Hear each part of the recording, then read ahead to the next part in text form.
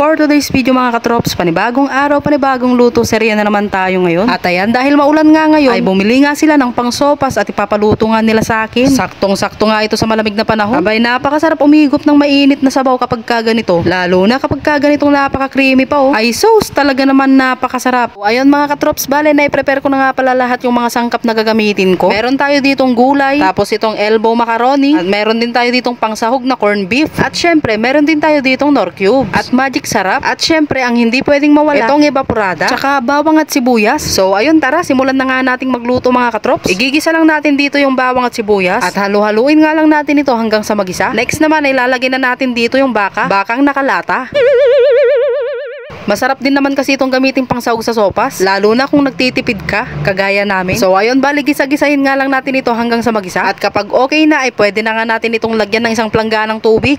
Joke lang, yung saktuhang tubig lang. Kailangan kasi nating humigop ng sabaw kapag kaganitong napakalamig. Nang sa ganun ay syempre, mainitan ang ating katawan. Bale, na ilagay ko na nga pala yung elbow macaroni. At sunod naman ay pwede na nga nating ilagay dito yung nor cube. Tapos maglalagay na nga tayo dito ng magic sarap. At ang gagamitin nga nating pampaalat ay itong patis. Mas lalong magiging malasa kasi ang sopas kapag kapatis yung pinantempla. At ayan, halu-haluin nga lang natin ito mga katrops. Tsaka papakulin lang natin hanggang sa lumambot nga yung elbow macaroni. At pagkalipas nga lang ng mga ilang minuto ay kumulo na nga at syempre malambot na nga rin yung elbow macaroni. Kaya naman nilalagay na nga natin itong isang latang evaporada. Kaya nilagay natin lahat yan para mas lalong maging creamy itong ating sopas. Masarap kasi talaga sa sopas yung napaka-creamy. At speaking of masarap, mas masarap sa sopas ay yung maraming paminta. Kaya naman ayan, maglalagay lang ako dito ng 3 pirasong pinong paminta. Tsaka lang natin ito imemekos-mekos mga katrops. Ngayon naman ay pwede na nga nating ilagay dito yung mga gulay. I-half cook lang natin ito mga katrops para mas masarap. Para mamaya kapag kakinain mo ay may pagka-crunchy-crunchy pa yung gulay. At pagkalipas nga lang ng mga ilang minuto mga katrops, ay ayan, luto na nga itong ating sopas. Tignan nyo naman yan mga katrops. Sa itsura pa lang ng sabaw, alam mo nang napaka-creamy na eh, no? Bale, naglaga nga rin pala ako ng itlog kasi bagay ito sa sopas. Ay, sana all bagay.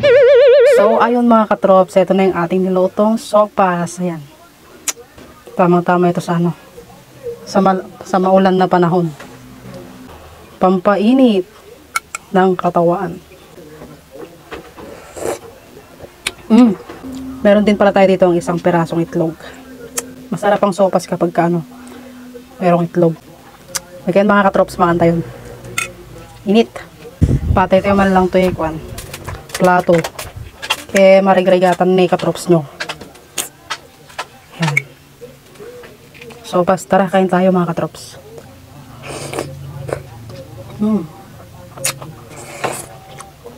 Itlog niya. Sarap.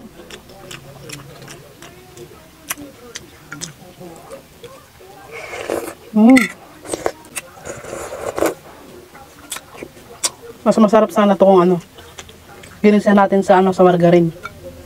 Kaso wala. Pero masarap pa rin. Masarap pa rin naman.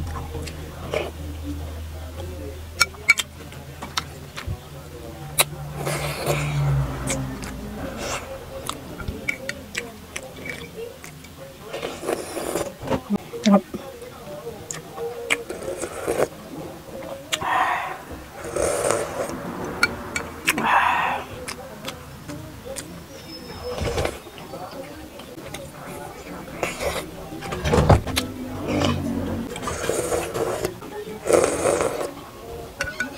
Medyo crunchy pa yung medyo crunchy pa yung yung gulay niya.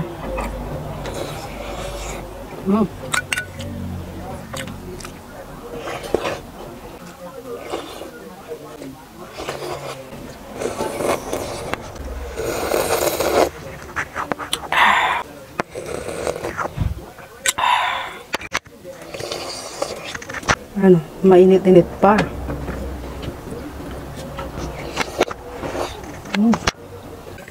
And last bite na mga katrops.